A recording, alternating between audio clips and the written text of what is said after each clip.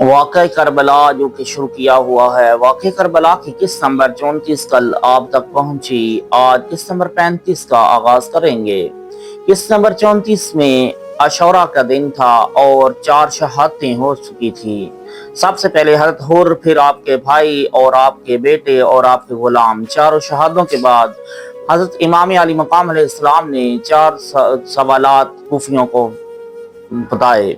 ایک نمبر میں آپ نے بتایا کہ مجھے راستہ دے دو تاکہ میں یزید کے پاس جا کر اس سے مناظرہ کروں، اگر بغیر مقابلہ کے حق اس کے ہاتھ ہوا اور میں جان لوں کہ وہ حق پر ہے تو اس کی بیعت کر لوں گا، اور ورنہ وہ جانے اور میں جانوں۔ یزیدیوں میں سے کسی نے پکار کر کہا، ہم آپ کو یزید کی طرف نہیں جانے دیں گے، آپ شیریں زبان اور چابک سخن ہیں، ہو سکتا ہے آپ دل پذیر عذر خواہی سے دھوکہ دے کر اس سے خلاصی حاصل کر لیں اور دوسری مرتبہ ملک میں فتنہ انگیزی کی شورش برپا کر دیں۔ نمبر 2، امام علی مقام علیہ السلام نے فرمایا، اگر تم ایسا نہیں کرتے تو خدا کے لیے مجھے میرے نانا جان صلوات اللہ وسلام کے روضہ اقدس پر جانے دو تاکہ میں وہاں کی مجاوری کرتے ہوئے زہد و عبادت میں اپنی زندگی بسر کر سکوں۔ یزیدیوں نے کہا، ہم آپ کو اس کی بھی اجازت نہیں دیتے، ممکن ہے آپ کے پاس عرب سے آپ کے حلیف پہنچ جائیں اور آپ طلب خلافت کے لیے باہر نکل آئیں۔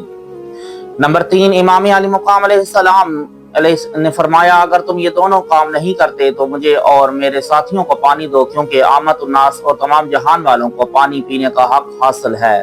یزیدیوں نے کہا، پانی کی بات نہ کریں، اگر آپ کے ساتھی اور خدام ٹکڑے ٹکڑے بھی ہو جائیں تو انہیں فرات کا پانی نہیں ملے گا، مگر یہ کہ وہ یزید کی بیعت کر لیں اور ہم بغیر آپ سے جنگ کرنے کے واپس نہیں جائیں گے۔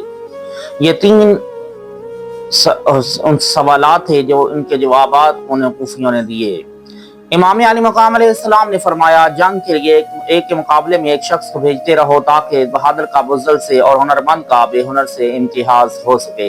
یزیدیوں نے کہا، اے فاطمہ کے بیٹے، اچھی بات ہے، ایسا ہی ہوگا اور ہم اس پر راضی ہیں، کیونکہ مبارزان عرب کی عادت یہ ہے کہ حرب و قتال کے وقت اپنے نام اور لقب کو آشکارا کرتے اور اپنے قبیلے اور برادری کی تفاخر سے خود پر فخر و مباحات کرتے اور لاف و گزاف کے دروازے کھول دیتے۔ نیز جنگ کے معاملہ میں جو ہنر کسی میں ہوتا وہ اسے ظاہر کرتا۔ بہر صورت جب انہوں نے یہ بات قبول کر لی تو امام حسین علیہ السلام نے اپنے لشکر کی صف میں واپس آ گئے۔ ابن سعد نے سامرا زادی نامی ایک بہادر اور جنگی شخص کو میدان میں بھیجا۔ سامر تیز تراز گھوڑے پر سوار ہو کر شاہی اسا پہنے گھوڑے کو دوڑاتا ہوا آیا اور جنگ کرنے والوں پر اپنا نام ظاہر کر کے عالمی مبارز کی صدا دینے لگا۔ اس موقع پر حضرت زہیر بن حسان اسدی نے حضرت امام حسین علیہ السلام کی بارگاہ اقدس میں کھڑے ہو کر عرض کی، اے ابن رسول اللہ، میدان میں آنے والا سب شکن جنگجو اور بہادر شخص ہے، مجھے اجازت عطا فرمائیں کہ اس کے ساتھ جنگ کروں اور اس کی لاف و گزاف کا پرچم سر قہر کے ساتھ سارے میدان ٹکڑے ٹکڑے کر دوں۔ امام علی مقام علیہ السلام نے اسے اجازت عطا فرمائی اور یہ زہیر قبیلہ بنی اسد سے تھے، ان کا قبیلہ کربلا سے زیادہ دور نہ تھا، وہ سب لوگوں کو چھوڑ کر حضرت امام علی مقام علیہ السلام کی خدمت میں آ گئے تھے۔ یہ نہایت بہادر اور جنگی مہارت رکھنے والے عقل مند انسان تھے۔ یہ میدان جنگ میں فتح یاب ہوتے تھے اور جنگ کی مجلسوں میں زخموں اور ضربوں کی جام سے نصرت کا شربت نوش کرتے تھے۔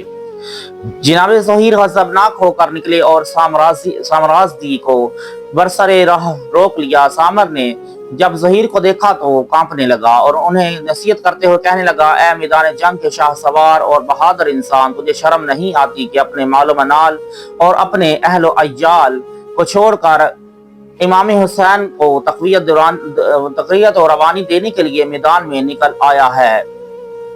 جناب ظہیر نے کہا، اے بزدل، تجھے شرم آنی چاہیے تھی کہ پیغمبر خدا صلی اللہ علیہ وآلہ وسلم کی اہل بیت پر تلوار اٹھاتا ہے اور دنیا کی فانی نعمتوں کے لیے آخرت کی دائمی عقوبت و سزا اختیار کرتا ہے۔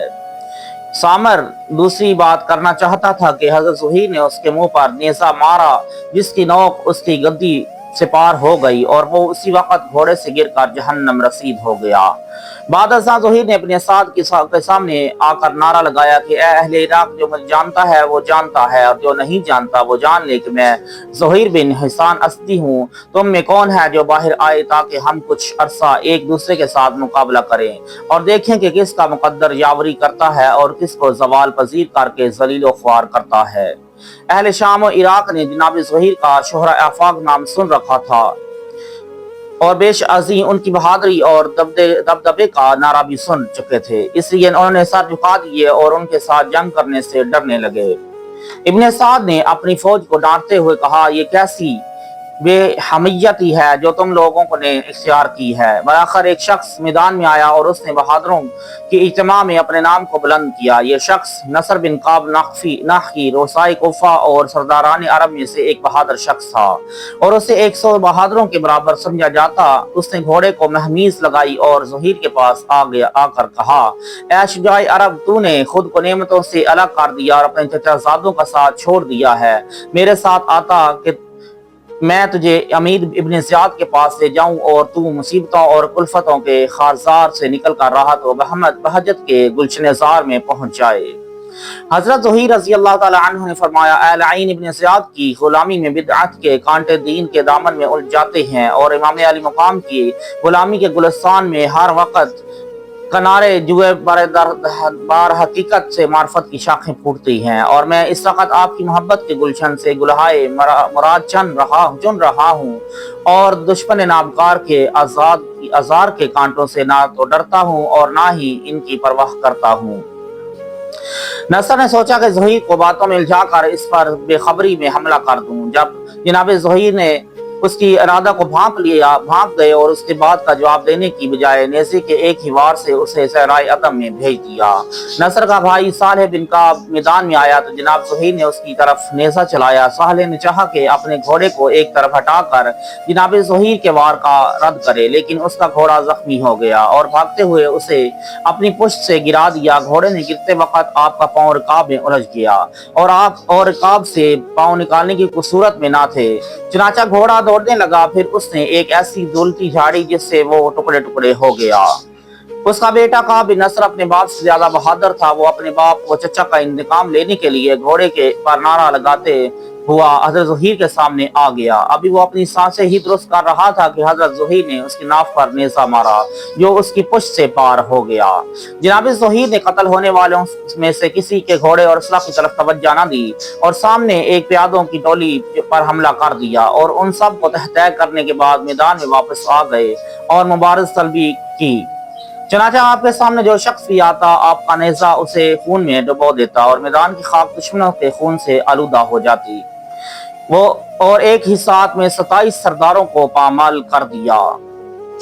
ابن سعد نے حجر بن حجاز کی طرف متوجہ ہوتے ہوئے کہا کہ تو میرے لشکر کا پشت پناہ ہے، میرے میدان میں جا کر زہیر کا سر لے آ، میں تیری ہر ضرورت پوری کر دوں گا۔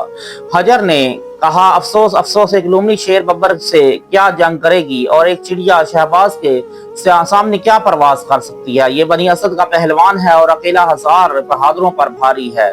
میں ابھی زندگی سے سیر نہیں ہوا کہ اس کے ساتھ جنگ کے لیے جاؤں۔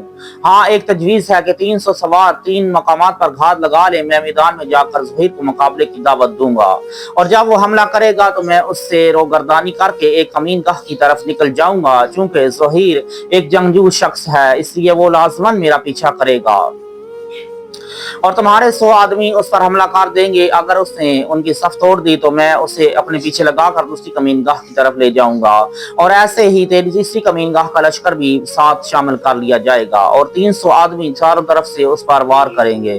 ابن سعد نے 300 سواروں کے لیے 3 کمین گاہیں مقرر کر دیں۔ حضرت زہیر بن حسان رضی اللہ تعالی عنہ اس صورتحال سے بے خبر میدان میں کھڑے مقابل کا انتظار کر رہے تھے کہ اچانک حجر آ کر ان سے دور کھڑا ہو گیا۔ حضرت زہیر نے کہا، اے بن حجار، میرے قریب آ، مقابلہ کر۔